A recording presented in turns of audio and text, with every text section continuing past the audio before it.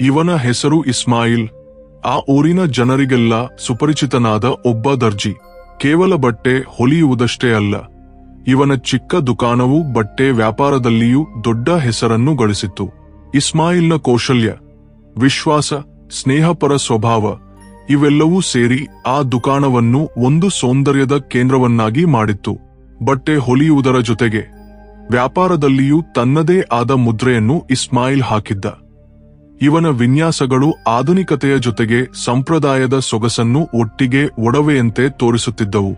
ಯುವಕ ಯುವತಿಯರು, ವಿಶೇಷವಾಗಿ ಮದುವೆ, ಹಬ್ಬದ ಸಮಯದಲ್ಲಿ ಇವನ ದುಕಾನದ ಕಡೆಗೆ ಮೊದಲು ತಿರುಗುತ್ತಿದ್ದರು.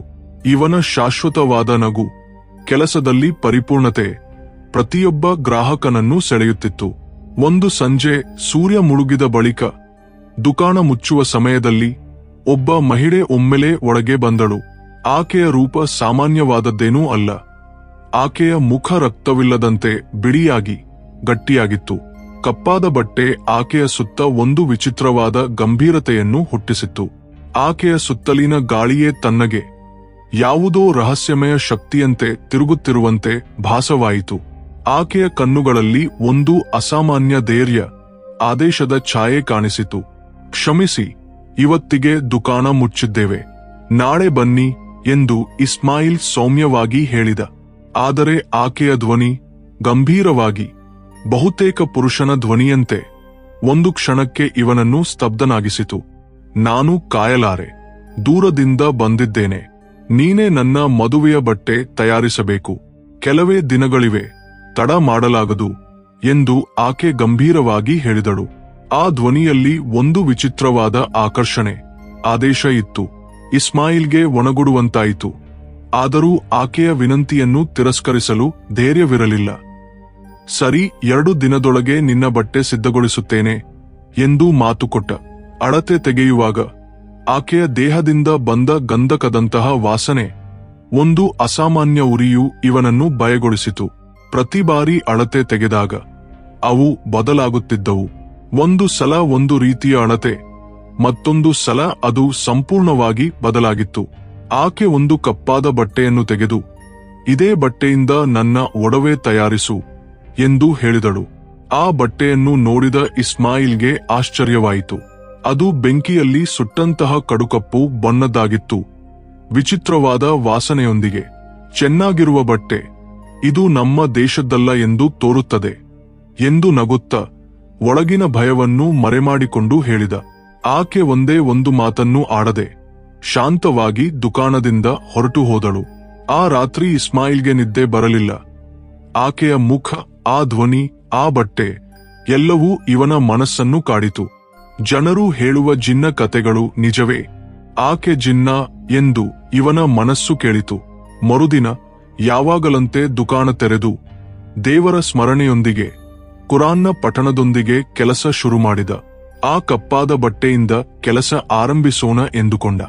ಆದರೆ ಹೊಲಿಗೆ ಯಂತ್ರ ಕೆಲಸ ಮಾಡಲಿಲ್ಲ. ಕಾಲದವರೆಗೂ ಚೆನ್ನಾಗಿ ಕೆಲಸ ಮಾಡುತ್ತಿದ್ದ ಯಂತ್ರ ಈಗ ಏಕೆ ನಿಂತಿತು ಎಂದು ಅರ್ಥವಾಗಲಿಲ್ಲ. ಕುರಾನ್ ಪಠಣ ಆನ್ ಇದ್ದಾಗ ಯಂತ್ರ ನಿಂತಿತು, ಆಟ್ ಮಾಡಿದಾಗ ಕೆಲಸ ಮಾಡಿತು. ಇಸ್ಮಾಯಿಲ್ನ ಹೃದಯದಲ್ಲಿ ಭಯ ಶುರುವಾಯಿತು. 2ನೇ ದಿನ ಒಂದು ಅದ್ಭುತವಾದಂತೆ ಆ ಬಟ್ಟೆ ತಾನೇ ಹೊಲಿಗೆಯಾಗುತ್ತಾ ಬಂದಿತು. ಇಸ್ಮಾಯಿಲ್ನ ಜೀವನದಲ್ಲಿ ಎಂದೂ ಇಷ್ಟು ವೇಗವಾಗಿ ಒಂದು ಕೆಲಸ ಮುಗಿದಿರಲಿಲ್ಲ. ಆ ಒಡವೆಯು ಇವನು ಇದುವರೆಗೆ ತಯಾರಿಸಿದವುಗಳಲ್ಲಿ ಅತ್ಯಂತ ವಿಚಿತ್ರವಾದದ್ದು. ಒಂದು ಮಾಯಾಜಾಲದ ಶಕ್ತಿಯಿಂದ ತಯಾರಾದಂತಿತ್ತು. ಆಕೆ ಸರಿಯಾದ ಸಮಯಕ್ಕೆ ಬಂದು ಒಡವೆ ತೆಗೆದುಕೊಂಡು ಒಂದು ದೊಡ್ಡ ಮೊತ್ತದ ಹಣವನ್ನು ಟೇಬಲ್ ಮೇಲಿಟ್ಟು ಒಂದೇ ಮಾತಾಡದೆ ಹೊರಟು ಹೋದಳು. ಮನೆಗೆ ತಲುಪಿದ ಇಸ್ಮಾಯಿಲ್ ಆ ಹಣಕ್ಕಾಗಿ ಜೇಬಿನಲ್ಲಿ ಹುಡುಕಿದಾಗ ಏನೂ ಇರಲಿಲ್ಲ. ದುಕಾನಕ್ಕೆ ಓಡಿ ಹೋಗಿ ನೋಡಿದಾಗ ಆ ಕಪ್ಪಾದ ಬಟ್ಟೆಯ ಮೇಲೆ ಹಣದ ಜೊತೆಗೆ ಒಂದು ಬರಹ ಇತ್ತು. ನಾನು ಒಬ್ಬ ಜಿನ್ ಸ್ತ್ರೀ. ಜಿನ್ನ ರಾಜ ನಿನ್ನ ಸಹಾಯಕ್ಕಾಗಿ ನನ್ನನ್ನು ಕಳಿಸಿದ. ನೀನು ಸತ್ಯಸಂಧ, ಧೈರ್ಯಶಾಲಿಯಾದ ಮನುಷ್ಯ. ನಾಳೆ ಕಜರ್ ನಮಾಜ್ ಬಳಿಕ ನಾನು ನಿನಗಾಗಿ ಕಾಯುತ್ತಿರುತ್ತೇನೆ. ಸಹಾಯ ಮಾಡದಿದ್ದರೆ ನಿನ್ನ ಹಕ್ಕು, ಹಣವನ್ನು ಮರಳಿ ಕೇಳುವುದಿಲ್ಲ. ಈ ಬರಹ ಲೊದಿದ ಇಸ್ಮಾಯಿಲ್ ಆಶ್ಚರ್ಯದಿಂದ, ಭಯದಿಂದ ಸ್ತಬ್ಧನಾದ.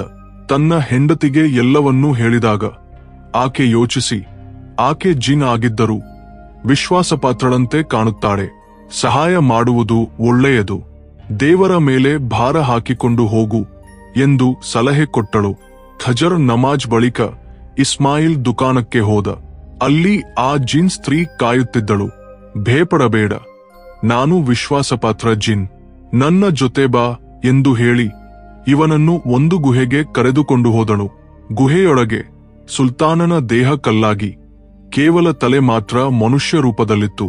ಆತನ ಕಣ್ಣುಗಳಲ್ಲಿ ದುಃಖ, ನಿರಾಶೆ ಕಾಣಿಸಿತು.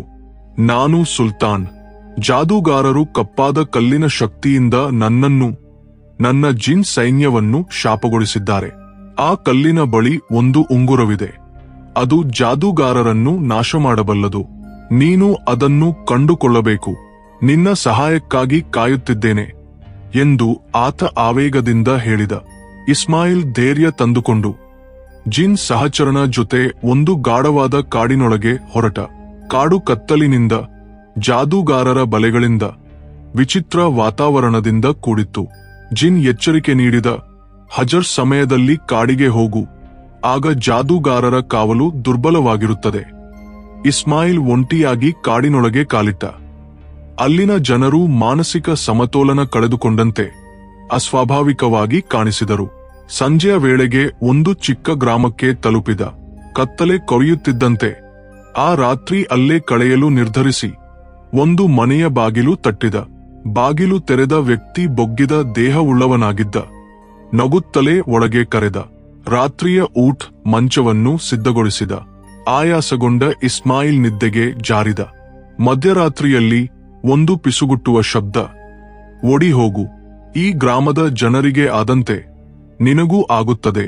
ಆ ಧ್ವನಿ ಜಿನ್ ಸಹಚರನದ್ದಾಗಿತ್ತು. ಈ ಗ್ರಾಮ ಜಾದೂಗಾರರ ಜೊತೆ ಕೆಲಸ ಮಾಡುತ್ತದೆ. ಬಾಹ್ಯರ ಮನಸ್ಸನ್ನು ನಿಯಂತ್ರಿಸುತ್ತಾರೆ ಎಂದು ಎಚ್ಚರಿಕೆ ನೀಡಿದ. ಜಿನ್ ಇವನನ್ನು ಗ್ರಾಮದ ಒಬ್ಬ ಮುದುಕನ ಮನೆಗೆ ಕರೆದುಕೊಂಡು ಹೋದ. ಆತ ಸುಲ್ತಾನನ ಹಳೆಯ ಸ್ನೇಹಿತನಾಗಿದ್ದ. ಆ ಉಂಗುರ ಕಪ್ಪಾದ ಕಲ್ಲನ್ನು ತೆಗೆದ ಸತ್ಯವಂತನ ಬಳಿಯಿದೆ ಎಂದು ಮುದುಕ ಹೇಳಿದ. ಇಸ್ಮಾಯಿಲ್ ಜಿನ್ ಜೊತೆಗೆ ಆ ಸತ್ಯವಂತನನ್ನು ಭೇಟಿಯಾದ. ಆತ ಹೇಳಿದ, ಜಾದೂಗಾರರು ನನ್ನನ್ನು ಮೋಸಗೊಳಿಸಿ ಆ ಕಲ್ಲನ್ನು ತೆಗೆದುಕೊಂಡರು. ನನ್ನ ತಪ್ಪನ್ನು ಸರಿಪಡಿಸಲು ಬಯಸುತ್ತೇನೆ. ಚಂದ್ರಗ್ರಹಣದ ರಾತ್ರಿ ಆ ಉಂಗುರಕ್ಕಾಗಿ ಹುಡುಕಬೇಕು.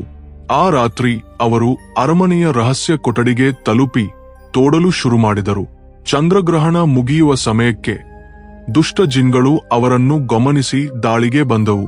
ಆದರೆ ಒಂದು ಜಿನ್ ಬೆಂಕಿಯಲ್ಲಿ ಸುಟ್ಟು ಹೋಗುವಾಗ ಉಂಗುರಕ್ಕೆ ಹತ್ತಿರವಾಗಿದ್ದೇವೆ ಎಂದು ತಿಳಿಯಿತು. ಭಯ, ಆಯಾಸವನ್ನು ಬದಿಗಿಟ್ಟು ಅವರು ತೋಡುವುದನ್ನು ಮುಂದುವರಿಸಿದರು. ಕೊನೆಗೆ ಇಸ್ಮಾಯಿಲ್ ಆ ಕಾಂಕ್ಷಿತ ಉಂಗುರವನ್ನು ಕಂಡುಕೊಂಡು ಬೆರಳಿಗೆ ತೊಟ್ಟ. ಆ ಕ್ಷಣದಲ್ಲಿ ಇವನ ದೇಹದಲ್ಲಿ ಅವರ್ಣನೀಯ ಶಕ್ತಿಯೊಂದು ಹರಿಯಿತು. ದುಷ್ಟ ಜಿನ್ಗಳು ಭಯಪಟ್ಟು ಓಡಿಹೋದವು. ಜಿನ್ ಸಹಚರ ಹೇಳಿದ, ಈ ಉಂಗುರ ಯಜಮಾನಿ ಇಲ್ಲದಿದ್ದಾಗ ಮಾತ್ರ ಜಿನ್ಗಳಿಗೆ ಅಪಾಯಕಾರಿ. ಈಗ ನೀನು ಅದರ ಯಜಮಾನಿ. ಇದು ನಿನ್ನ ಆದೇಶದಂತೆ ಕೆಲಸ ಮಾಡುತ್ತದೆ. ಅವರು ಗುಹೆಗೆ ಮರಳಿದರು. ಸುಲ್ತಾನ್ ಉಂಗುರ ತೊಟ್ಟು ತನ್ನ ಮೂಲ ರೂಪಕ್ಕೆ ಬಂದ. ಆತನ ಜಿನ್ ಸೈನ್ಯವು ವಿಮುಕ್ತಿಯಾಯಿತು. ಸುಲ್ತಾನನ ಆದೇಶದಂತೆ ಅವರು ಕಾಡನ್ನು, ಗ್ರಾಮವನ್ನು ಜಾದೂಗಾರರಿಂದ ಮುಕ್ತಗೊಳಿಸಿದರು. ಸುಲ್ತಾನ್ ತನ್ನ ಅರಮನೆಗೆ ಮರಳಿ ರಾಜ್ಯಭಾರವನ್ನು ತೆಗೆದುಕೊಂಡ. ಗ್ರಾಮ ಆನಂದೋತ್ಸವದಿಂದ ತುಂಬಿತು. ಜನರು ತಮ್ಮ ಪ್ರೀತಿಯ ಸುಲ್ತಾನನ ಮರಳಿ ಬಂದಿದ್ದಕ್ಕೆ ಘನವಾದ ಆಚರಣೆ ನಡೆಸಿದರು. ಇಸ್ಮಾಯಿಲ್ ಮನೆಗೆ ಮರಳಿ ಹೆಂಡತಿಗೆ ಈ ಅದ್ಭುತ ಯಾತ್ರೆಯನ್ನು ವಿವರಿಸಿದ. ಆಕೆಯ ಕಣ್ಣುಗಳು ಸಂತೋಷದಿಂದ, ಹೆಮ್ಮೆಯಿಂದ ತೇವಾಯಿತು. ನಿನ್ನ ಧೈರ್ಯ, ಸತ್ಯಸಂಧತೆ ಸುಲ್ತಾನನನ್ನು, ಗ್ರಾಮವನ್ನು ರಕ್ಷಿಸಿತು. ನೀನು ನಿಜವಾದ ವೀರ ಎಂದು ಆಕೆ ಹೃದಯದಿಂದ, ಹೆಮ್ಮೆಯಿಂದ ಹೇಳಿದಳು.